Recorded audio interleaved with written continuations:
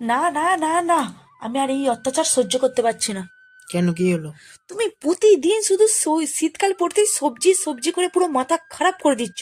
প্রতিদিন সবজি বানিয়ে বানিয়ে আমার আর ভালো লাগছে না।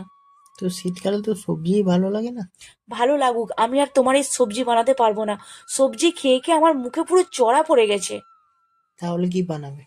তোমার এই সকাল থেকে পেট ঘুরঘুরানি, এর জন্য এখন পালং শাক দিয়ে আমাকে ঝোল করতে হচ্ছে। কি আর বলবো, তোমার খাবারের কোনো ঠিকঠাক নেই, আর তার জন্য আমাকে এইসব উল্টো পাল্টা খাবার খেতে হবে। কেন, পালং শাক তো খুব সুন্দর লাগে।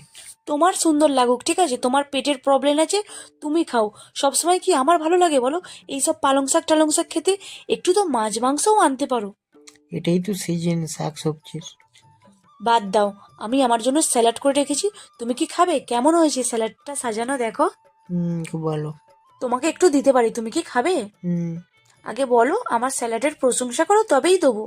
খুব সুন্দর লাগছে। আহা,